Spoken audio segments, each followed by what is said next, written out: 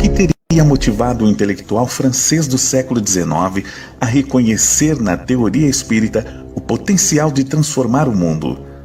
No entanto, esse entusiasmo não corresponde ao que hoje se divulga. Sejam opositores ou simpatizantes, adeptos ou divulgadores, todos desconhecem o verdadeiro espiritismo. A Revolução Espírita está esquecida. Após décadas de pesquisa em fontes primárias e documentos inéditos, acessando obras, jornais, revistas e folhetos do século XIX, além das bases digitais de bibliotecas de todo o mundo, chegou a hora de resgatar a doutrina espírita original.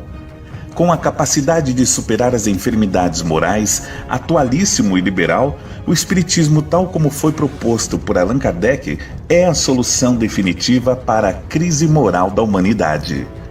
Adquira o livro Revolução Espírita, a Teoria Esquecida de Allan Kardec, do comunicador Paulo Henrique de Figueiredo, em mundomaior.com.br ou pelo telefone Operadora 11 4966 5775.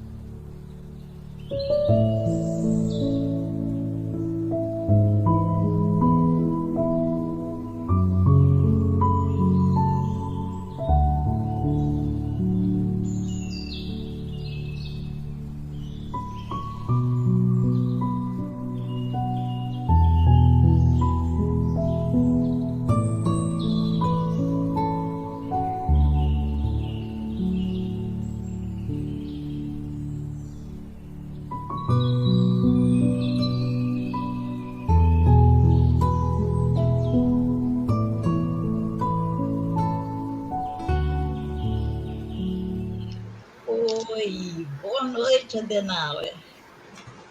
Boa noite, tudo bem? Tudo bem, graças a Deus.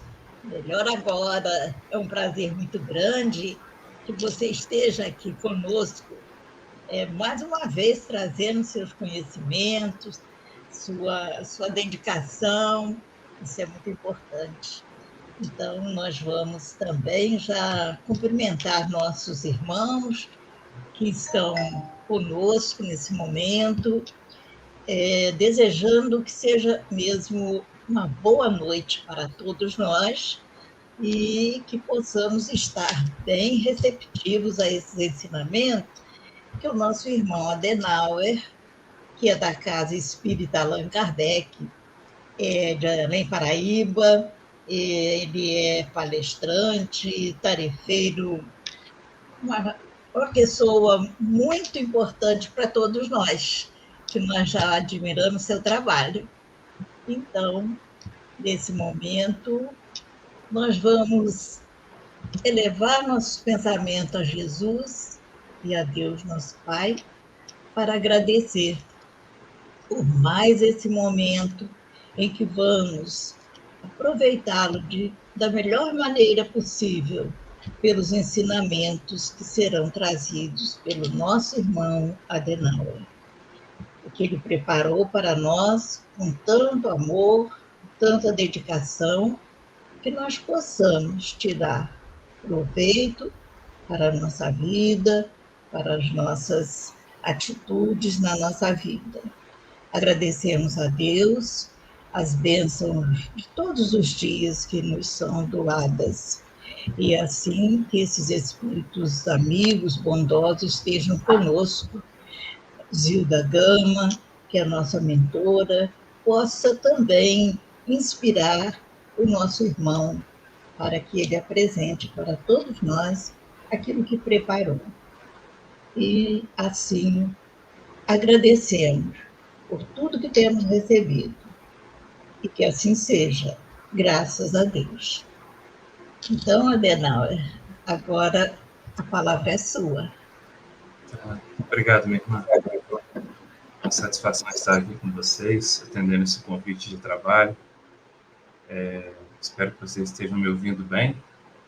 Nós vamos aproveitar essa noite de hoje para estabelecermos assim, algumas reflexões em torno desse tema. Falar sobre gratidão ou ingratidão, né? São assuntos tão interligados. Nós vamos ver assim, como existem nuances importantes a respeito dessa questão, desse aspecto, né, da nossa existência. E nós temos observado que ao longo desses últimos anos, sobretudo assim, durante e após a pandemia, o termo gratidão tem sido muito empregado, né? Seja nas redes sociais, no primeiro momento, mesmo presencialmente depois. A gente tem percebido muitas pessoas fazerem menção a essa expressão. E o nosso propósito nessa noite é exatamente analisar alguns aspectos e entender como esse sentimento ele está presente em nossa existência.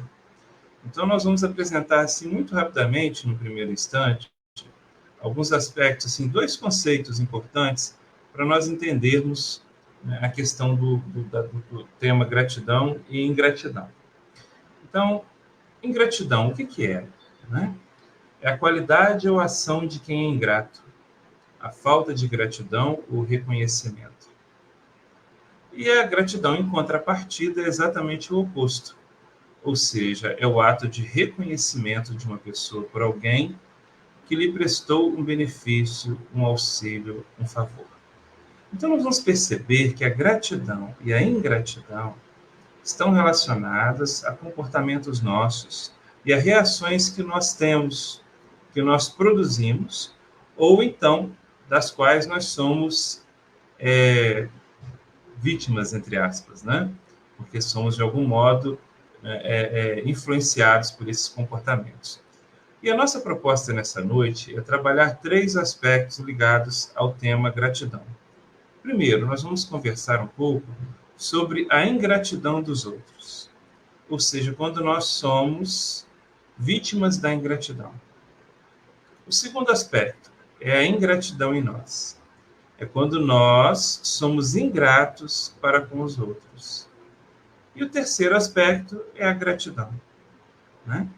Então, nós vamos perceber como existem nuances importantes relacionadas à questão da gratidão e da ingratidão. Muitas vezes, quando nós falamos assim sobre o termo ingratidão, num primeiro momento, nós vamos perceber que quase sempre, quando nós nos referimos a essa palavra, é para identificar uma situação na qual nós somos vítimas da ingratidão. Mas nós, poucas vezes, nós nos atentamos para a questão, né, do quanto nós, às vezes, somos ingratos, ou dos momentos em que nós não reconhecemos o benefício que nós recebemos de alguém. Então, para que nós possamos compreender melhor essa questão da gratidão ou da falta dela, é importante a gente tentar remontar as suas origens, né? E nós nos baseamos, em grande parte, em algumas referências, naturalmente, das obras básicas, Livro dos Espíritos, Evangelho segundo o Espiritismo, e também num texto da benfeitora espiritual Joana de Ângeles. Nos baseamos igualmente também em um texto de Meimei e um outro texto de Emmanuel, da psicografia de Chico Xavier. Então, nós vamos mostrar para vocês, no primeiro momento, refletirmos sobre a origem da ingratidão. E nesse caso, olha que interessante, a Joana de Ângeles nos convida a fazer uma reflexão sobre o nosso processo de evolução espiritual. E vocês vão entender por que ela nos propõe essa reflexão. Ela diz o seguinte, vejam só, o processo antropológico da evolução é muito lento e as modificações, adaptações e conquistas psicossociológicas ocorrem ao longo do tempo. A princípio, é toda uma evolução aritmética, passo a passo. E logo depois alcançamos determinados patamares, dá-se o desenvolvimento geométrico. Ela fala isso no livro Vidas Vazias, quando ela aborda exatamente a questão da ingratidão. E aí eu coloquei um gráfico aí, só para ilustrar. Vocês vão perceber, num primeiro momento, essa linha ponteada com quadradinhos vermelhos, que que demonstra o crescimento aritmético. Vocês vão perceber que o crescimento aritmético ele descreve uma constância, né? Ele é linear. E aí, quando a gente tem a questão do crescimento geométrico, a gente percebe que ele é diferente, né? Ele começa bem baixo, devagarinho, mas depois ele tem uma ascensão brusca. Então, ele começa mais lento que o crescimento aritmético. Mas, a partir de um ponto, ele ultrapassa esse crescimento aritmético. Então, o que a Joana de Ângeles está dizendo? Ela está falando que a nossa trajetória enquanto espíritos imortais, desde a nossa condição de espíritos simples, ignorantes, até os dias atuais, nós viemos descrevendo um processo de ascensão espiritual. Até um certo ponto, essa ascensão ela tem acontecido nessa linha geométrica, obedecendo uma certa constância. Mas nós estamos vivendo um conjunto de transformações que vão impulsionar esse crescimento. E a partir do momento em que nós reunirmos certos pré-requisitos, nós constituirmos em nós certos valores, certas referências, esse processo de crescimento ele vai, né, aumentar substancialmente. Mas quais são os fatores, quais são as conquistas que nós precisamos empreender para que essa ascensão espiritual, né, atinja esse patamar geométrico, ou seja, nós cresçamos mais rapidamente? Então, ela vai falar sobre isso exatamente nesse texto aqui. Na continuidade do texto, ela diz, né, vejam só, que são 5 os elementos que nós precisamos desenvolver em nós para que esse processo se consolide. Primeiro, é quando a gente adquirir um estado elevado da inteligência. E nós temos observado que esse processo é aquele que tem se consolidado na história da humanidade nos últimos 2 séculos.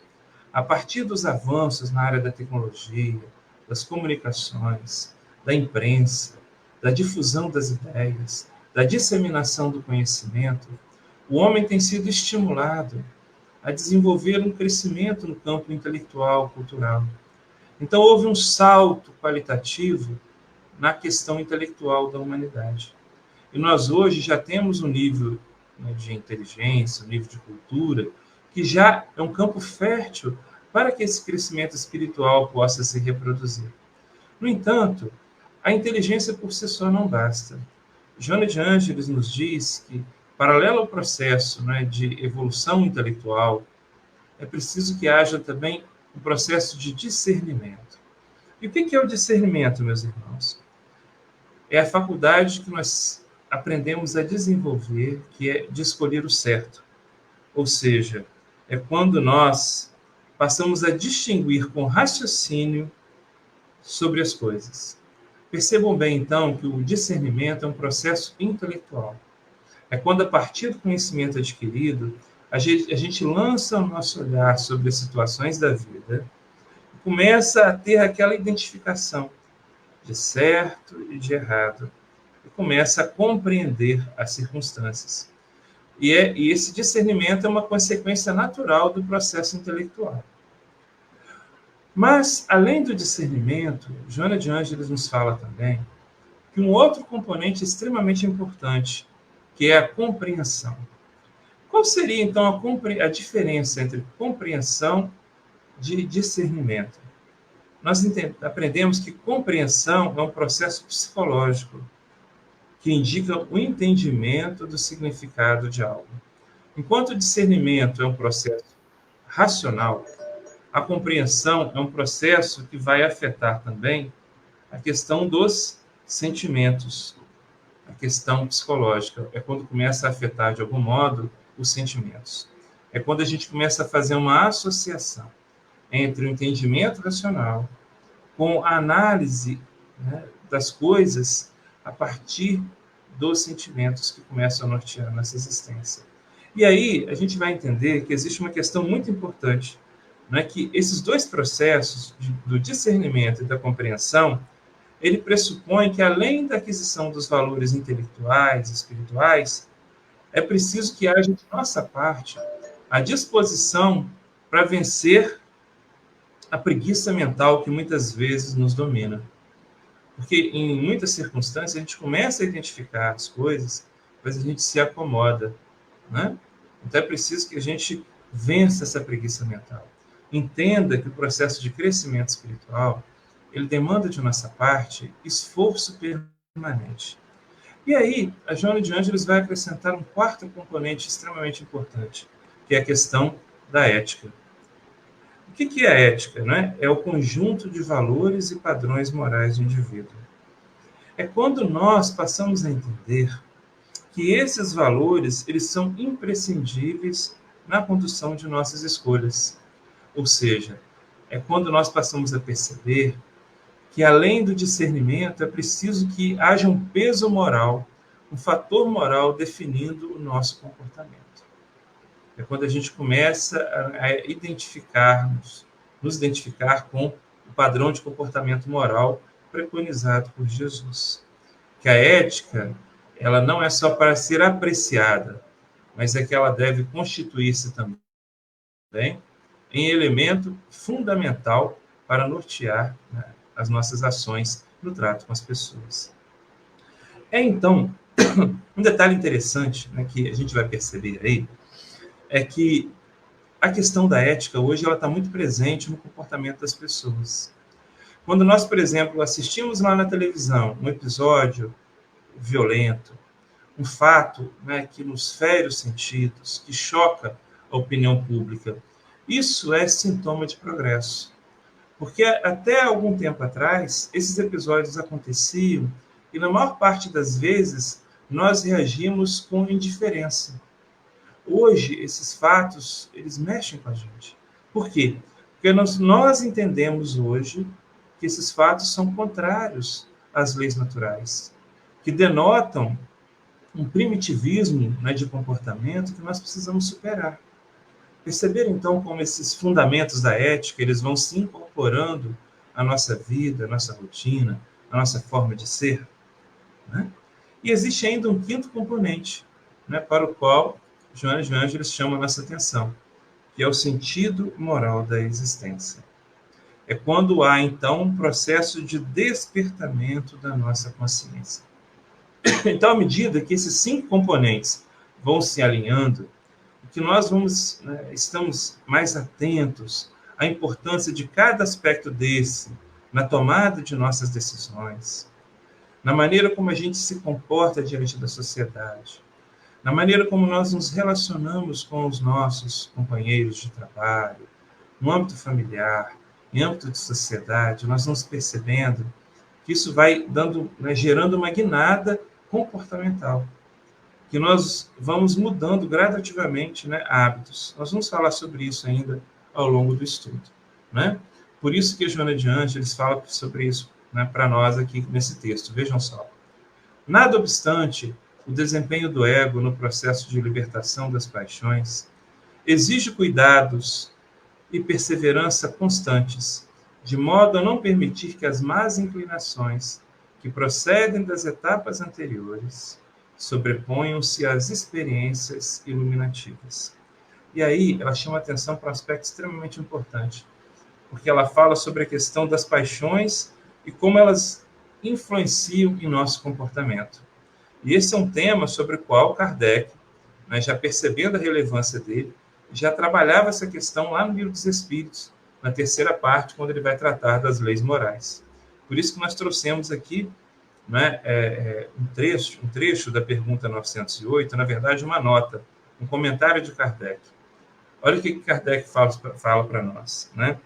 Ele fala: as paixões são alavancas que decuplicam as forças do homem e o auxiliam na execução dos desígnios da providência.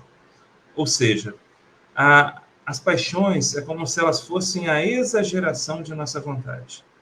E elas têm um papel extremamente importante no processo de evolução espiritual, porque elas nos movem através de propósitos, de objetivos que vão estimular o nosso crescimento espiritual.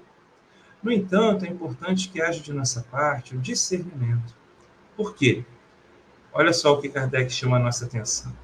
Mas se em vez de as dirigir, deixa que elas o dirijam, o homem cai nos excessos, e a própria força, que em suas mãos poderia fazer o bem, recai sobre ele e o esmaga. Toda paixão que aproxima o homem da natureza animal afasta-o da natureza espiritual. Então ele fala que a paixão administrada pelo homem, ela tem um potencial, né, fabuloso para o nosso crescimento espiritual. Mas, no entanto, à medida que ela nos domina, ela muitas vezes pode nos induzir a espetaculares quedas morais. Então nós temos exemplos marcantes, por exemplo, né? Sabin, né? Albert Sabin, em função da sua paixão pela ciência, ele dedicou anos a fio a pesquisas que redundaram na criação da vacina contra a poliomielite. E esse avanço garantiu a vida, né, de milhões e milhões de crianças que se livraram de sequelas, se não da própria morte, a partir, né, da invenção da vacina. Nós temos outro caso, Thomas Edison, por exemplo, que foi um inventor assim, que trouxe contribuições valiosas, né, para a humanidade. Quantas horas a fio ele se dedicou pesquisando os mais variados tipos de materiais até chegar ao material adequado, né, para forjar a primeira lâmpada elétrica funcional. Então ele teve horas, dezenas, centenas de horas de persistência, né, perseguindo, né, um invento movido pela paixão, né, pela ciência. Então a gente percebe como que essa paixão, esse desejo de criar, de contribuir, né, de produzir um legado em favor da humanidade, pode ser um fator fundamental, né, no crescimento da criatura, impulsionando o seu progresso pessoal e contribuindo para o progresso da coletividade.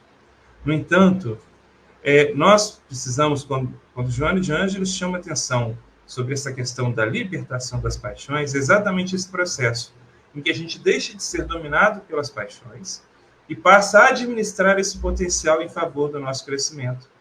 Só que nós somos espíritos que trazemos em nós ainda muitos comportamentos que se cristalizaram, que se consolidaram ao longo de múltiplas encarnações.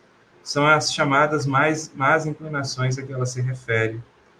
Então, é preciso que a gente trabalhe, né, o nosso comportamento, o nosso olhar, né, sobre a nossa conduta, para que essas tendências infelizes elas não venham a prejudicar as nossas aspirações superiores.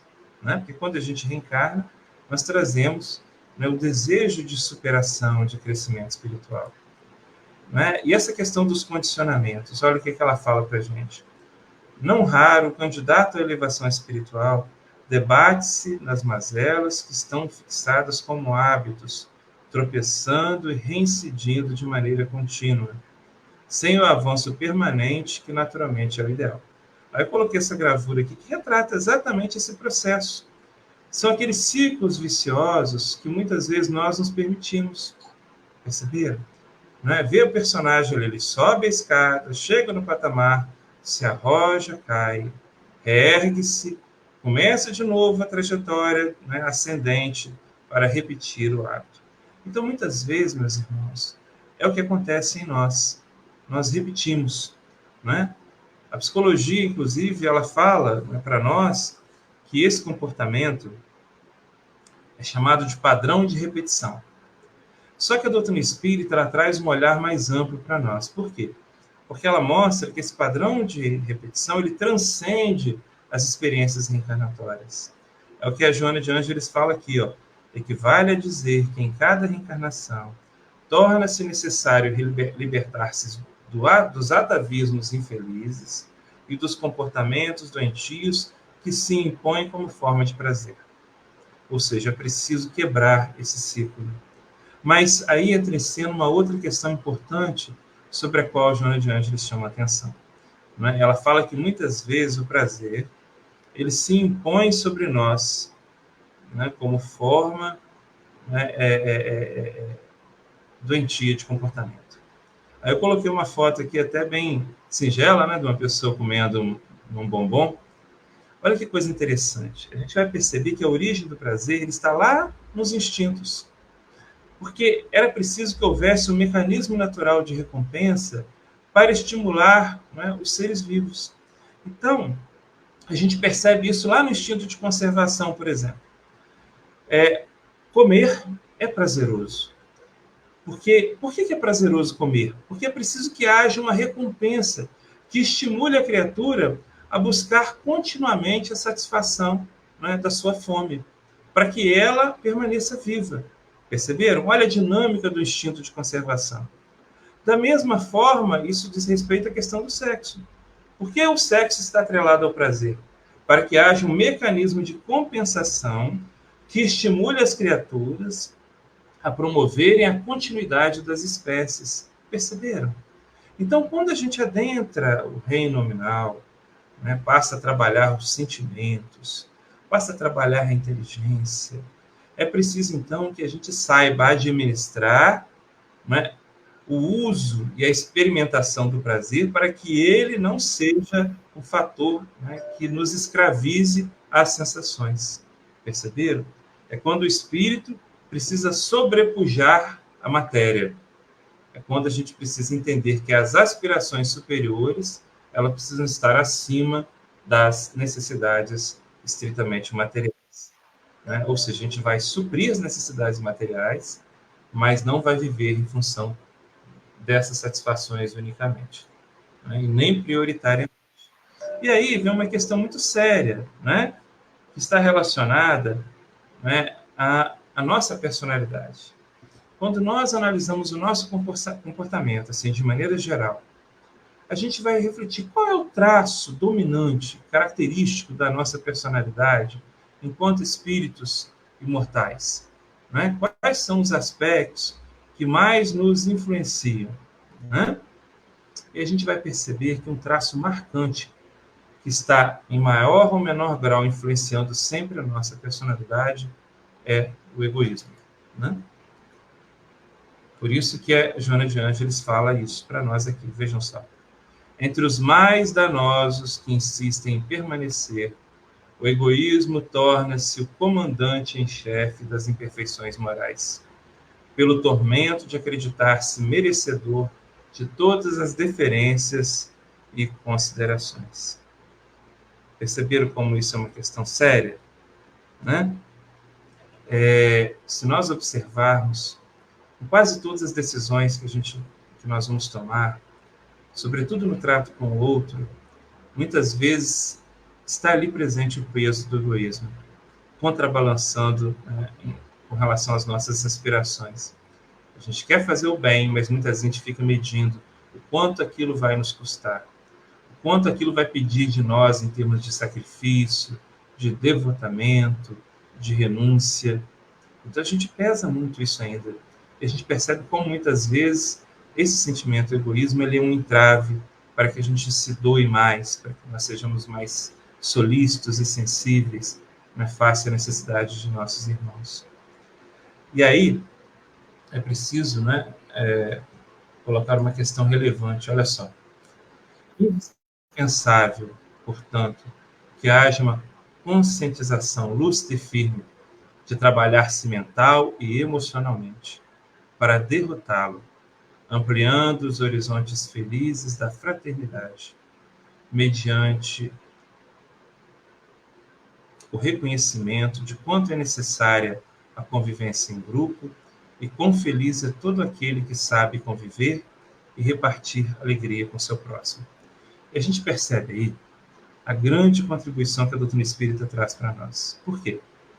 Porque esse processo de conscientização que nós estamos trabalhando em nós, dia após dia, que cada palestra que nós assistimos, cada oportunidade que nós nos concedemos de participar de um grupo de estudos, por exemplo, é um momento em que nós somos chamados a agregar conhecimento, a refletir sobre os nossos comportamentos.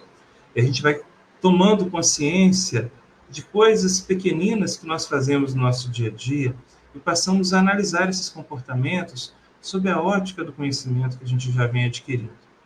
E é quando a gente começa a trabalhar essas duas facetas, não é? Que a Joana de Ângeles diz, que nós precisamos trabalhar mentalmente e emocionalmente. Mentalmente a gente vai trabalhando, quando a gente vai identificando, né, racionalmente, quando a gente vai compreendendo o quão danoso o egoísmo ele é para nós. Por quê? Porque todas as vezes que a gente age né, atendendo aos impulsos egoísticos da nossa personalidade, a gente acaba nos distanciando das diretrizes das leis naturais. A gente acaba incorrendo em equívocos, a gente acaba prejudicando o outro, quando não prejudicamos a nós mesmos.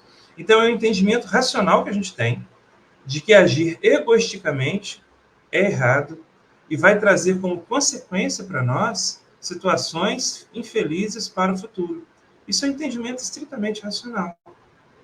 E emocionalmente, é quando a gente vai parar para refletir e vai sentir que as situações, as conquistas mais relevantes que a gente já realizou até hoje, que os momentos mais marcantes, felizes e edificantes da nossa vida, todos eles foram construídos em momentos em que nós estávamos em relação com o próximo, trabalhando aspectos da fraternidade, da solidariedade, da caridade.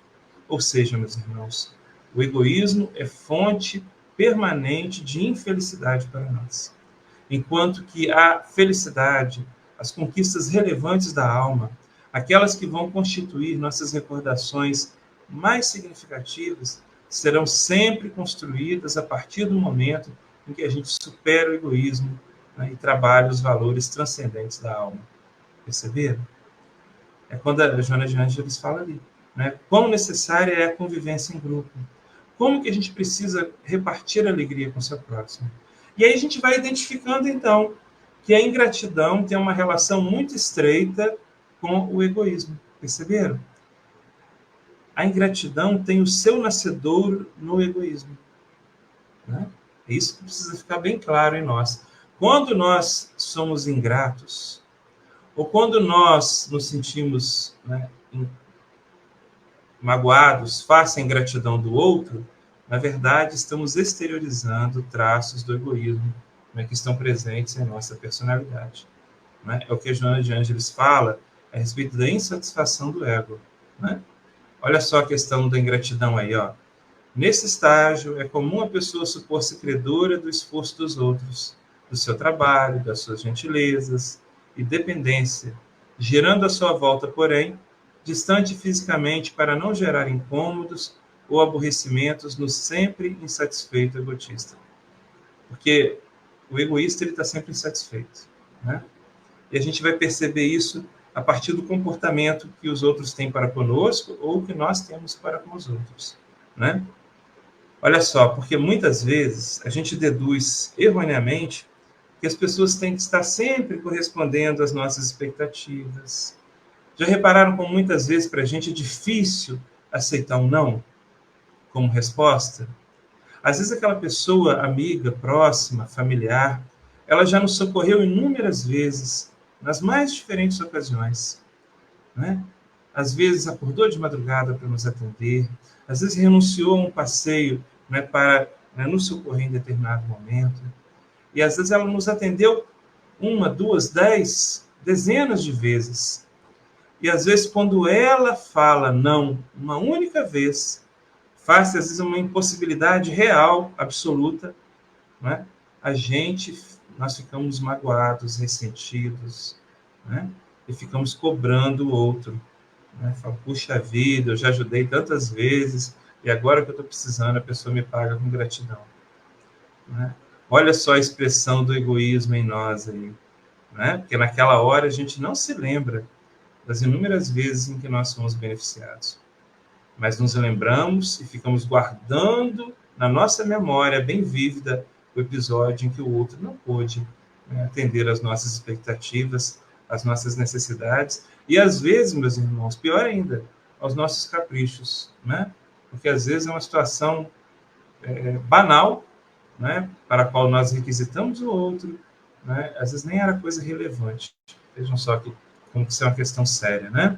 E uma questão interessante aí, que, né, chama a nossa atenção, estávamos refletindo sobre essa questão, encontramos uma citação de um companheiro nosso espírita, e ele falando sobre isso, né, ele diz o seguinte, olha que interessante, que quando a gente faz o bem, né, buscando reconhecimento, elogio do outro, nós estamos errados, porque isso, na verdade, é um traço, né, de vaidade nossa se manifestando.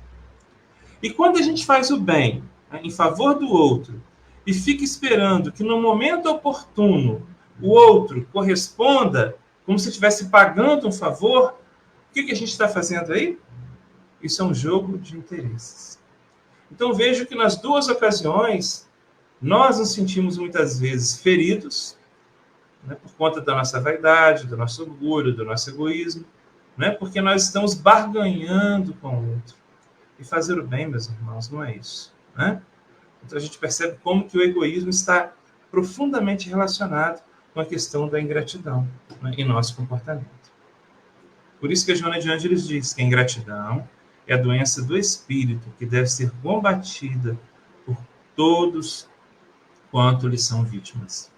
Então, em quaisquer circunstâncias, né, quando nós formos ingratos, ou quando sofrermos a ingratidão e sofrermos por isso, é sinal de que, né, aquele episódio está apontando, né, aspectos que nós precisamos trabalhar em nós, em nossa personalidade.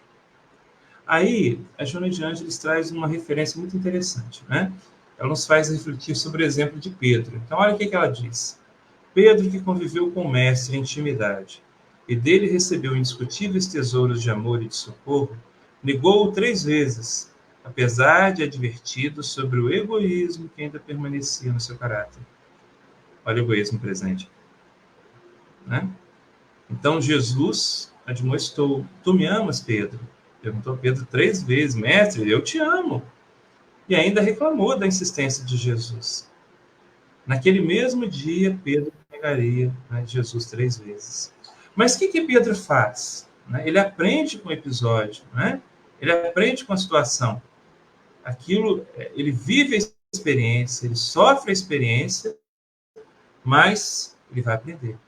Isso é um recado para a gente, porque nós, muitas vezes, nós, enquanto espíritos imperfeitos, que ainda estamos tão sujeitos, né, a agir dessa forma face ao nosso próximo, nós precisamos meditar sobre esse comportamento nosso e entender que essas experiências são lições para que a gente possa reconsiderar o nosso comportamento nas oportunidades futuras, né? Então, é quando, né, a Joana fala para a gente, né? Caindo em si, porém, soube conquistar a humildade e ofereceu-se com entranhada dedicação à pregação e à vivência dos formosos ensinamentos do Senhor, doando a existência em sublime holocausto de amor. Né? É interessante que existe uma frase atribuída a Shakespeare, né, quando ele teria dito o seguinte: a gratidão é o único tesouro dos humildes. E a gente percebe, meus irmãos, como essa questão está, né, profundamente relacionada. Porque à medida que nós desenvolvemos em nós a humildade, nós passamos a reconhecer mais, né, as dádivas, os benefícios que a gente recebe dos outros, que recebe do Criador. Então percebam como a humildade ela está profundamente relacionada à questão da gratidão. Né? À medida que a gente reconhece a nossa, né, pequenez espiritual, percebe quanto a gente ainda precisa do outro, quanto nós somos assim ainda beneficiados, né, pelos outros em nossa jornada. Então foi o que Pedro fez. Ele buscou refúgio na humildade, reconheceu a extensão de seus equívocos, buscou, né, a identidade, né, vibratória, a sintonia espiritual com Cristo, se reergueu espiritualmente, né, enfrentou as adversidades do caminho, né, e foi bem sucedido em sua trajetória, né, redentora. Então, é a questão, né, da ingratidão. Por isso, Joana de Ângeles chama a nossa atenção também, à luz até palavras muito fortes. Né? Olha o que ela diz. O ingrato é também, em consequência, um traidor da confiança e do respeito que lhe tem sido oferecido. Pode parecer forte, viu, gente? Mas isso é para fazer a gente, né, nós nos refletirmos um pouco mais sobre essa questão. Né? Será que a gente tem valorizado a confiança, o respeito, que tantos hipotecam a nós, né, que investem em nós, as oportunidades que nos são facultadas no âmbito do lar, o trabalho na casa espírita, né? E aí, olha que interessante também. A gente vai perceber que todas as experiências da vida constituem valioso aprendizado. E aí nós trouxemos aqui um texto de Meimei que chama atenção para isso.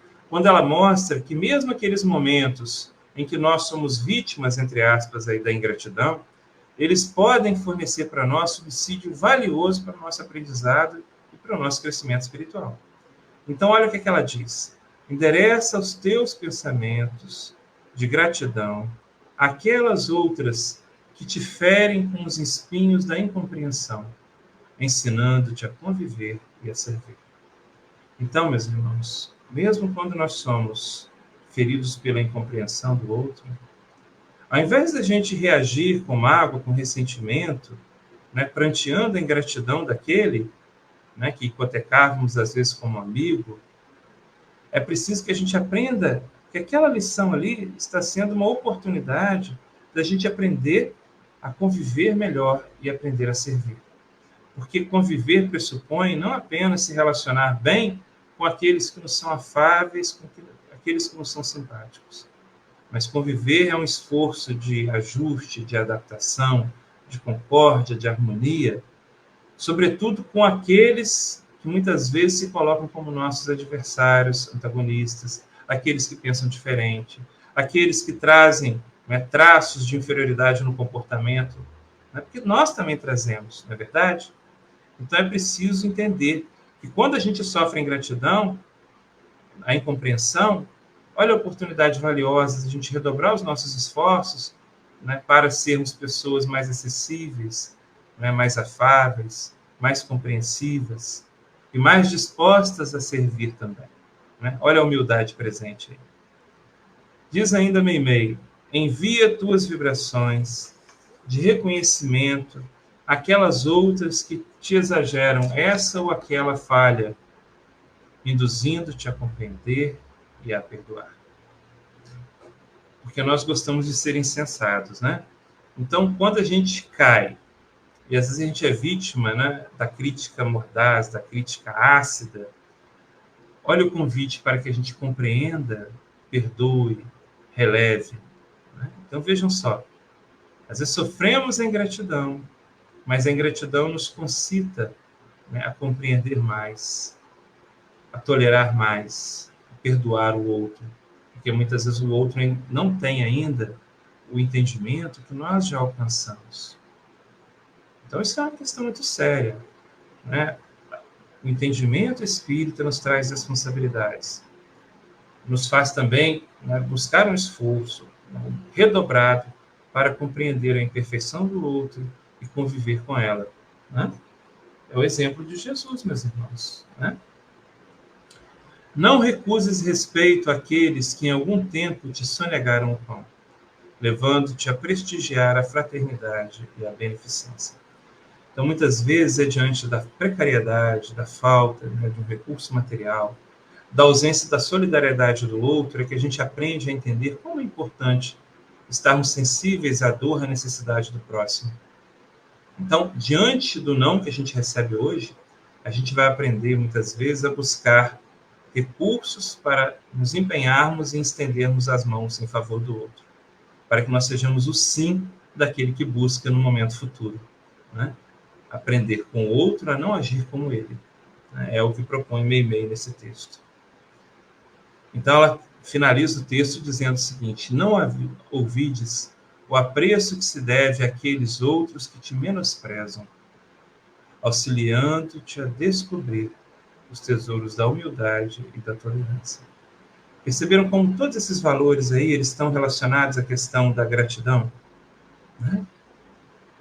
Então, se alguém nos humilha, nos menospreza, vamos passar. Serve e passa, como diz Jesus.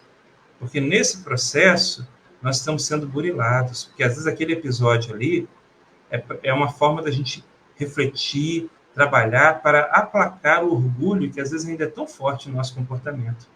Então perceberam, gente, como que a ingratidão, ela encerra em si, às vezes, aprendizados valiosos. Nós precisamos ter os olhos de ver, os ouvidos de ouvir, né, como nos diz, né, o Evangelho. E aí algumas nuances importantes que a gente precisa trabalhar com respeito à ingratidão. É uma dessas aqui. Um grande mal que o ingrato produz naquele que lhe é benfeitor consiste no efeito emocional que o seu comportamento produz, diminuindo a intensidade do espírito fraternal ou tornando indiferente aquele que acreditava na generosidade ou no socorro imediato. Então, sobre isso, a gente precisa refletir, né? Porque da mesma forma que o exemplo positivo, ele inspira e anima o outro, né? Olha como Jesus é uma fonte de inspiração para nós, sempre, né? Para que a gente procure superar as dificuldades, para que a gente recomece, né? É o exemplo vivo de Jesus. Muitas vezes a demonstração de desconsideração ou indiferença do outro pode endurecer ou nos desacreditar acerca do poder do bem. Então é uma questão muito séria, né? É preciso que a gente aprenda a reconhecer o empenho do outro, a ser grato ao outro, não como obrigação, mas como uma reação natural de reconhecimento pelo benefício que nos foi prestado, né? Agora, existe uma questão muito interessante. A gente vai ver lá na frente que quando o outro não, né, considera, reconhece o nosso hábito, nosso esforço, isso por si só não deve ser motivo de desânimo de nossa parte. Nós vamos falar sobre isso daqui a pouquinho, tá bom? E aí, olha só o que a Joana fala. Por fim, o ingrato é realmente pessoa infeliz, porque nem sequer possui sensibilidade para amar realmente alguém. Toda e qualquer expressão de afetividade está sob impositivo de retribuição de algo. Então, assim, o ingrato é uma pessoa infeliz, porque ele está sempre procurando motivos, né, para se mostrar insatisfeito com as pessoas que o cercam. Perceberam?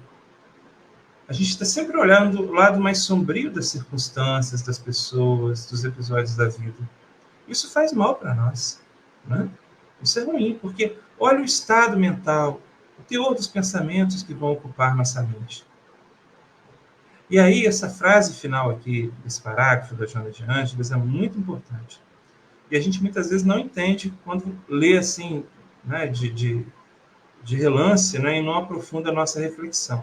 Ela diz que toda e qualquer expressão de afetividade está sob impositivo da retribuição de algo.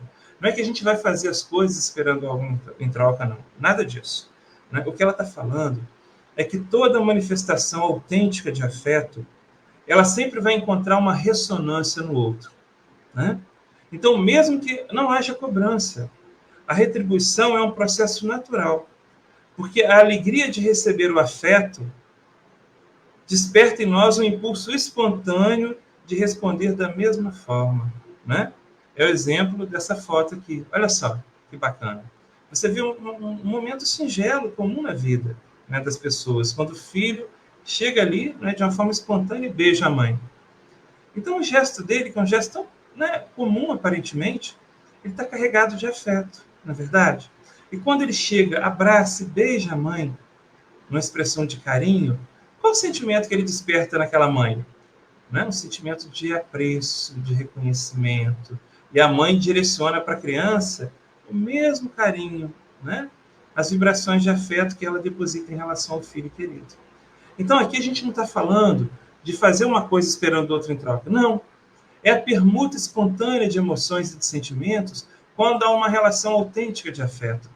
E é isso que a Joana de Ângeles está falando.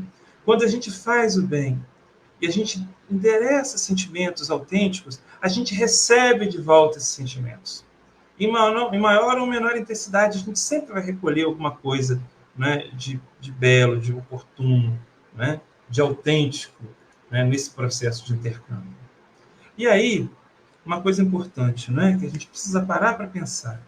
Né, ante o bem que a gente recebe, a gente vai falar então sobre a gratidão, né? Olha só que interessante. Olha o que a Joana de Ângeles fala para nós. Nunca se pode retribuir devidamente um ato de bondade salvador, uma entrega de ternura e um gesto de compreensão. Porque muitas vezes aquela pessoa que nos ajudou em determinada ocasião, ela passou pela nossa vida, às vezes nem está tão perto mais. No entanto, olha que bacana, olha como que a lei de Deus ela é perfeita, né? Os mecanismos da lei natural são perfeitos.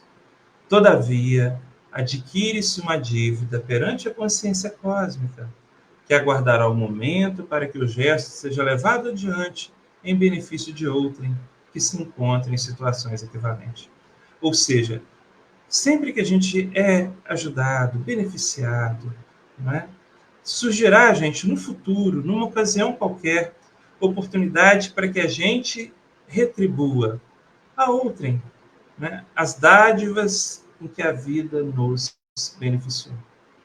Então, a providência divina age sempre em nosso favor, colocando em nosso caminho, diante das circunstâncias da vida, oportunidades em que nós vamos ter a chance, né, de externar o carinho, o afeto, a solidariedade, né, que ontem visitou nossas vidas e foi um momento assim de refrigério para a nossa alma, um momento em que nós nos sentimos fortalecidos, reabastecidos, né, que nós muitas vezes recobramos a nossa confiança em Deus.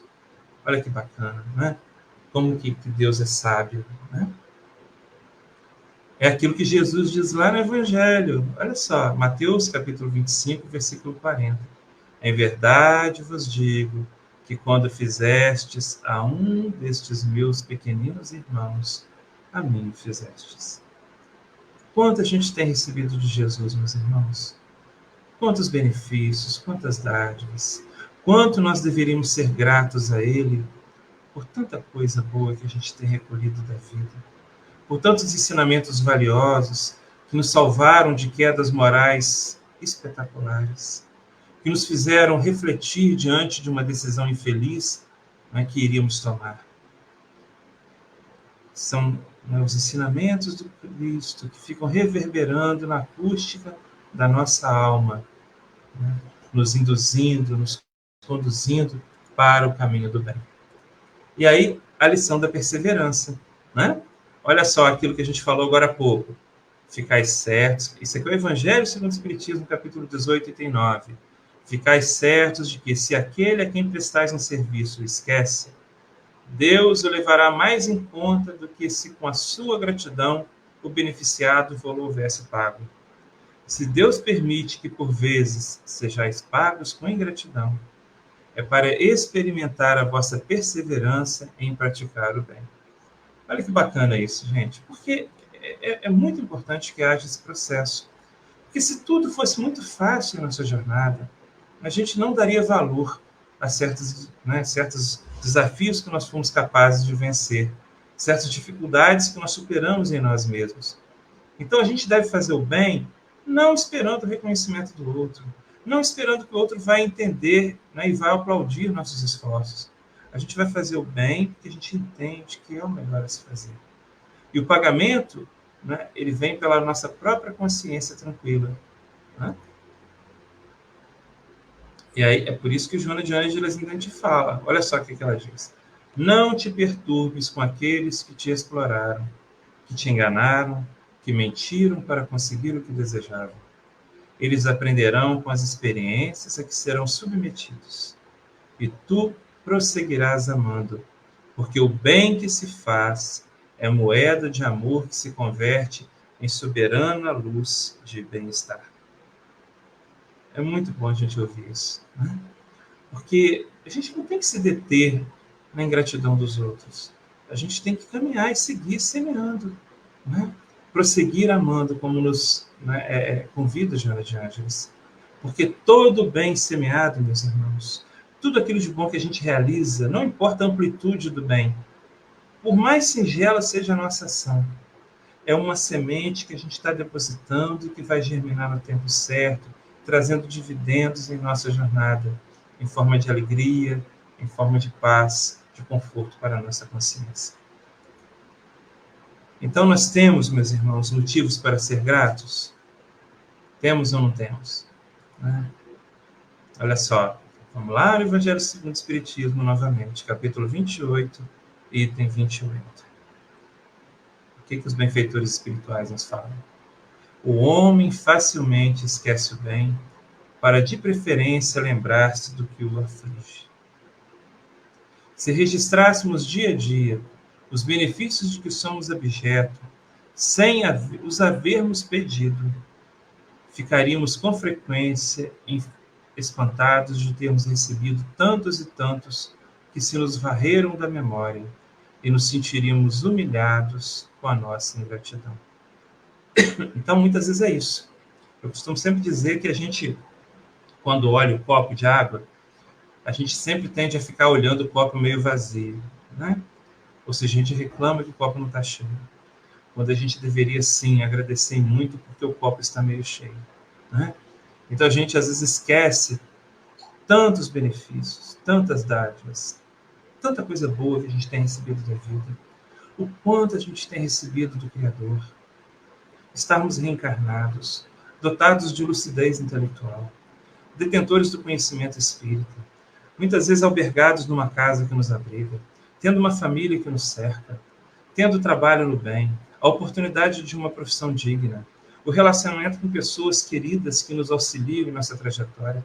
Gente, são tantos e tantos benefícios que a gente recebe. A superação de uma enfermidade que poderia ter ceifado a nossa existência material. São tantas coisas que a gente não pede, né?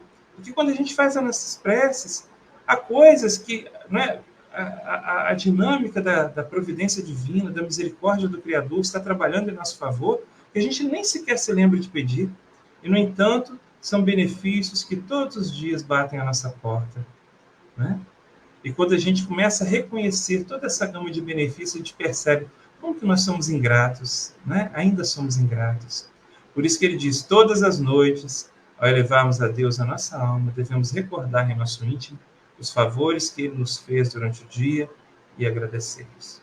Então, a gente está encerrando. Eu gostaria de encerrar com um texto de Emmanuel, que ele intitula como Prece de Gratidão, né? Olha o que ele fala para a gente, né? Que a gente deve agradecer pelo apoio do lar, pelo amparo da escola, pela proteção do trabalho, pela alegria de servir, pela defesa da higiene, pelo aviso da experiência, pelo exercício da tolerância, pela capacidade de ser útil, pelo dom de discernir, pela força da paciência, pelo amigo que me socorre, pelo adversário que me instrui, pelos estímulos com que me conduzes, pelas provações com que me esclareces, pelas dificuldades com que me controlas, pela energia da esperança e por todas as bênçãos de amor que me proporcionas através dos entes queridos que me confias. Obrigado, meu Deus. É uma citação de Paulo, do Evangelho, da sua primeira carta aos Tessalonicenses, capítulo 5, versículo 18. Em tudo dai graças. Meus irmãos, Paulo fala em tudo. Em todas as circunstâncias da vida, nós devemos agradecer a Deus. E aí, Joana de Ângeles encerra o texto dela com esse convite aqui, dizendo para nós, o mundo está repleto de ingratos, mas o amor lentamente vence as resistências do egoísmo e esparze ternura, afeto e gratidão em toda parte. Então, Jesus nos convida a refletir sobre qual há de ser nossa postura diante da vida das pessoas. Haveremos de continuar sendo mais um dos ingratos a reclamar, a não reconhecer os benefícios da vida dos outros, ou haveremos de fazer a nossa parte, né, atendendo ao convite do Cristo para que sejamos aqueles que ajudam a espargir o amor, vencendo o egoísmo nos outros e, sobretudo, dentro de nós, né, para contribuirmos para que sejamos pessoas melhores e sejamos elementos ativos na construção de um mundo melhor. O convite está feito. Que sejamos gratos a Deus, a Jesus, né, a todos aqueles que nos cercam, procurando sempre fazer o melhor. Nós agradecemos, né, de coração a oportunidade dessa noite, né, aqueles que, por algum motivo, né, de alguma forma estão nos acompanhando, que essa mensagem, né, seja benéfica, seja proveitosa para nós. Muita paz a todos, meus irmãos. Nosso agradecimento a todos vocês, né, que estiveram conosco. Oi, Adenauer. Para nós, agora é a vez de agradecer. É a nossa gratidão por essa palestra tão esclarecedora, fazendo a gente refletir realmente em como estamos nas nossas atitudes, né? Porque às vezes achamos que estamos fazendo assim melhor, mas vamos fazer essa reflexão dentro de nós mesmos. Muito boa o seu estudo, e para nós foi realmente um momento de muita aprendizagem. E nesse instante, então, nós convidamos todos para fazermos a nossa prece, que será de gratidão a Adenauer pelo estudo que trouxe, a Deus que nos proporcionou esses momentos em que podemos refletir sobre as nossas atitudes e verificarmos quão é importante a nossa gratidão em tudo e principalmente a Deus. E as nossas vibrações nós endereçamos também para aqueles corações endurecidos que ainda não descobriram a força do amor, da caridade, da gratidão. E realmente as atitudes que nos trazem felicidade.